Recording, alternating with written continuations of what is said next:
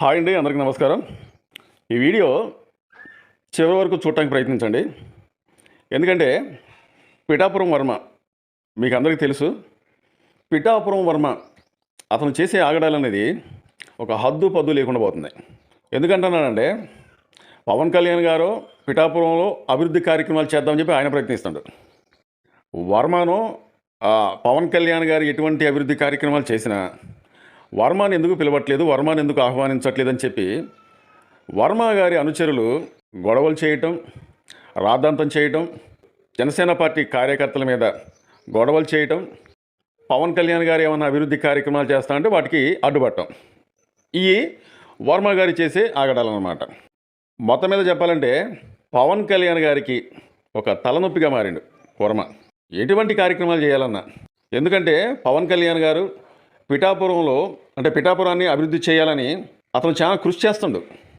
ఇప్పటికే చాలా అభివృద్ధి కార్యక్రమాలు చేసిండు పవన్ కళ్యాణ్ ఏది పిఠాపురంలో. అంతేకాకుండా ఇంకా అభివృద్ధి కార్యక్రమాలు చేద్దామని చెప్పి ప్రయత్నిస్తాడు. కానీ అక్కడ ఉన్న వర్మ అనుచరులు మాత్రం అడుగడుగున అడ్డుపట్టడం, రాద్ధాంతం చేయటం, అక్కడ ఉన్న నాయకుల్ని కార్యకర్తల్ని ఇబ్బంది చేయటం, ఇదే పనికి పెట్టుకున్నారు అనమాట. ఎందుకంటే దీనికి కారణం మీకు అందరికీ తెలుసు. ముఖ్య కారణం పవన్ కళ్యాణ్ గారు పిఠాపురంలో నిలబడినందుకు. పవన్ కళ్యాణ్ గారు అక్కడ నిలబడేటప్పుడు చాలా ప్రచారం చేసిండు వర్మ ప్లస్ వర్మ అనుచరులు. ఇక్కడ పవన్ కళ్యాణ్ స్థానికుడే కాదు, మరి స్థానికుడు కానప్పుడు పవన్ కళ్యాణ్ ఇక్కడికి వచ్చి ఎలా పోటీ చేస్తాడు? నేను స్థానికుడిని, నిలబడితే నేనే నిలబడాల. పవన్ కళ్యాణ్ గారికి హక్కే ఉంది. అతను ఇంతకుముందు 2 చోట్ల నిలబడి, పవన్ కళ్యాణ్ ఇంతకుముందు 2 చోట్ల నిలబడిన వ్యక్తి 2 చోట్ల గెలవలేదు. ఇక్కడ నిలబడటానికి పవన్ కళ్యాణ్కి ఏముందని అందుకు చెప్పాలంటే పవన్ కళ్యాణ్ గారికి పంటి కింద రాయిలాగా తయారైండు ఈ వర్మ. ముఖ్యంగా ఈ మధ్య నాగబాబు గారు చేసిన వ్యాఖ్యలు, పిఠాపురంలో నాగబాబు గారు 12వ ఆవిర్భావ సభ, ఆ సందర్భంగా నాగబాబు గారు చేసిన వ్యాఖ్యలు అగ్గికి ఆజ్యం పోసినట్టుగా అప్పటి నుంచి ఇప్పటిదాకా రగులుతూనే ఉంది.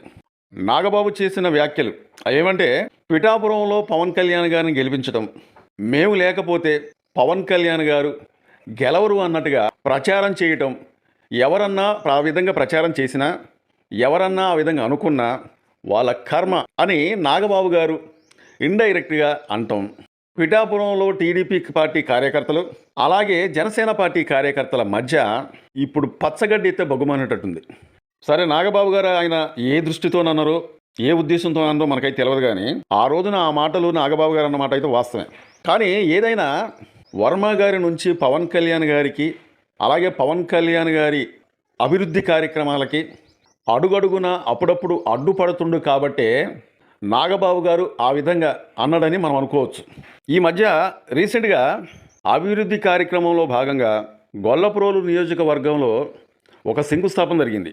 శంకుస్థాపన జరిగే కార్యక్రమానికి వర్మను పిలవలేదని టీడీపీ కార్యకర్తలు అక్కడ పెద్ద ఎత్తున గొడవ చేయడంతో అక్కడ జనసేన పార్టీ కార్యకర్తలకి జనసేన పార్టీ నాయకులకి చాలా ఇబ్బంది కలిగించారు.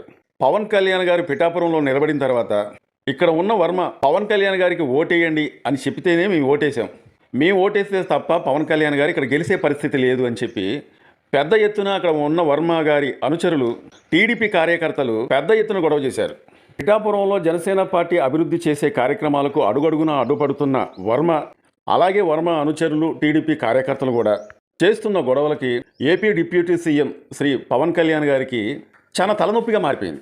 అయితే ఏ మాటకు ఆ మాట చెప్పుకోవాలంటే పవన్ కళ్యాణ్ గారు పిఠాపురం అభివృద్ధి కార్యక్రమాలకి అభివృద్ధి చేయాలన్న ఉద్దేశంతో అతను ఎన్నో అభివృద్ధి కార్యక్రమాలు చేసుకుంటూ పోతుండు.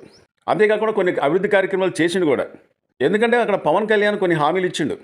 ఒకవేళ నేనే కానీ ఇక్కడ నన్ను గెలిపించినట్లయితే, నేనే కానీ గెలిచినట్లయితే పిఠాపురాన్ని ఒక రోల్ మోడల్ మంచి అభివృద్ధి కార్యక్రమాలు ఇక్కడ చేసి చూపిస్తానని చెప్పి ఆ రోజున ఆయన హామీ ఇచ్చిండు. ఇక్కడ ఎవరికైతే నీటి సదుపాయం లేదో తాగునీటి సదుపాయానికి పూర్తి బాధ్యత నాది అన్నట్టుగా తాగునీటి సదుపాయం అనేది పూర్తిగా చేసి చూపిస్తానని చెప్పిండు.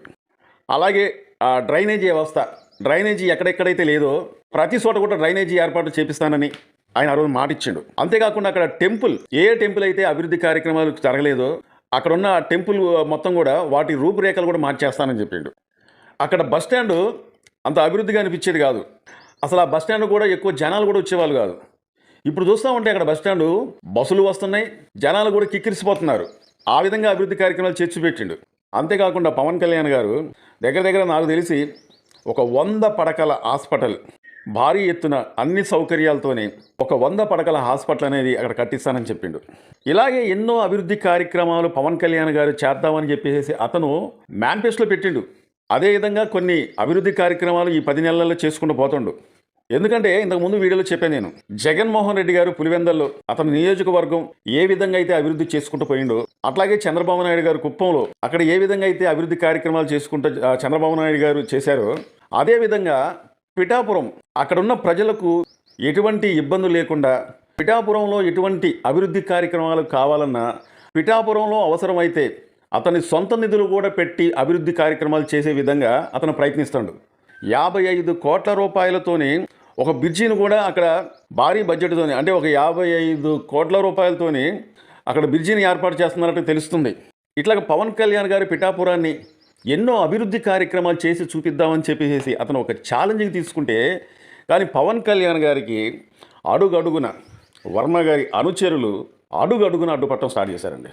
మరి ఇది రాజకీయంగా పవన్ కళ్యాణ్ గారిని ఏమన్నా కుంగదీద్దామనో, లేకుంటే పవన్ కళ్యాణ్ గారు మేము లేకపోతే అతను గెలిచేవాడు కాదని ఒక ప్రచారం చేద్దామనో మరి నాకైతే అర్థం కావట్లేదు. ఎందుకంటే ఒకవేళ పవన్ కళ్యాణ్ గారు గెలవటానికి పూర్తిగా వర్మ గారే సహకరించారు, వర్మ గారు లేకపోతే పవన్ కళ్యాణ్ గారు గెలవలేదు అని అనుకున్నట్లయితే, మరి పవన్ కళ్యాణ్ గారు జనసేన పార్టీలో ఉన్న చాలామంది నాయకులు, దగ్గర దగ్గర 21 మంది నాయకులు 100కు 100% అందరూ గెలిచారు కదా. మరి అక్కడ కూడా వర్మ వచ్చి గెలిపించిందా ఇతను ప్రచారం చేసుకుంటుండో?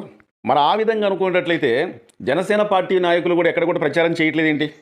టీడీపీ పార్టీ ఎమ్మెల్యేలు కూడా మేమే గెలిపించామని చెప్పేసి మరి వీళ్ళు కూడా అనొచ్చు కదా. అందుకనే ఇసంటి ప్రచారం అక్కడక్కడ వర్మ గారితో పాటు టీడీపీ నాయకులు కూడా, టీడీపీ కార్యకర్తలు కూడా అంటున్నారు. కాబట్టి మొన్న ఆవిర్భావ సభలో పవన్ కళ్యాణ్ గారు ఆ మాట అన్నాడు.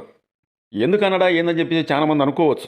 ఏమన్నాడంటే 4 దశాబ్దాల టీడీపీ పార్టీని కూడా మేమే గెలిపించాం. అంటే 4 దశాబ్దాల ఉన్న పార్టీని కూడా అధికారంలోకి వచ్చేటట్టు మేమే చేశాము అని. ఎందుకంటే ఈ మాటకి పవన్ కళ్యాణ్ గారు ఈ మాట అన్నందుకు చాలామంది ఆశ్చర్యపోయారు. అరే పవన్ కళ్యాణ్ గారు ఏంటి ఈ మాట అన్నాడు, అరే పవన్ కళ్యాణ్ ఈ మాట అనకూడదు కదా అని చెప్పి చాలామంది సోషల్ మీడియాలో నేను వీడియోలు చూసా.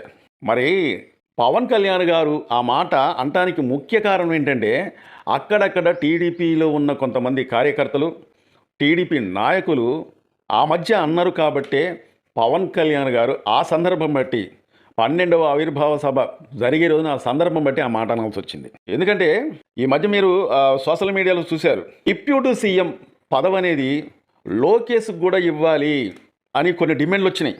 అక్కడక్కడ డిమాండ్లు వస్తూ ఉంటే దాన్ని పూర్తిగా టీడీపీ అధినేత చంద్రబాబు నాయుడు గారు వెంటనే ఖండించలే. ఎందుకు ఖండించలేదు? అక్కడక్కడ మీడియాలో వస్తూ ఉంది, ఇటు పేపర్లో కూడా వస్తూ ఉంది. వచ్చేటప్పుడు వెంటనే ఖండించవచ్చు కదా. డిప్యూటీ సీఎం పవన్ కళ్యాణ్ ఆ బాధ్యతలు తీసుకున్న కానుంచి పవన్ కళ్యాణ్ ఆ బాధ్యతలను సక్రమంగా నెరవేర్చకపోతే అసంటి డిమాండ్లు వచ్చినా ఇబ్బంది లేదు. వీళ్ళు కూటమిగా ఏర్పడినప్పుడే మాట్లాడుకొని ఉండవచ్చు. ఆ పవన్ కళ్యాణ్ గారికి డిప్యూటీ సీఎం అనేది ఇవ్వాలి, నాకు ఇచ్చిన తర్వాత మరి ఎవరికి కూడా డిప్యూటీ సీఎం అనేది ఇవ్వకూడదని చెప్పి కూటమి ఏర్పడేటప్పుడే వీళ్ళు మాట్లాడుకొని ఉండొచ్చు. ఇచ్చిన తర్వాత ఇన్నాళ్ళు అయిన తర్వాత ఆ డిమాండ్ అనేది వచ్చినమ్మటే, అక్కడక్కడ ప్రచారం జరుగుతున్నమ్మటే ఇటు లోకేష్ గారైనా అటు చంద్రబాబు నాయుడు గారైనా వెంటనే ఖండించాలి. పవన్ కళ్యాణ్ గారికి తప్ప వేరే వాళ్ళకి మేము డిప్యూటీ సీఎం అనేది ఇవ్వదలుచుకోలేదు, ఇవ్వము కూడా అని. సరే వర్మ గారికి ఏమన్నా పదవి ఇవ్వాలంటే అది పవన్ కళ్యాణ్ గారి చేతిలో లేదు. కానీ దానికి ఇవ్వాల్సింది ఎవరు? చంద్రబాబు నాయుడు గారు. ఇలాంటి చిన్న చిన్న ఇబ్బందులు ఏమైనా ఉంటే ఇటు చంద్రబాబు నాయుడు గారు అటు పవన్ కళ్యాణ్ గారు కూర్చొని మాట్లాడి ఎవరికి ఎటువంటి ఇబ్బంది లేకుండా చూసుకోవాలని అక్కడ ఉన్న ప్రజలు కోరుకుంటున్నారు.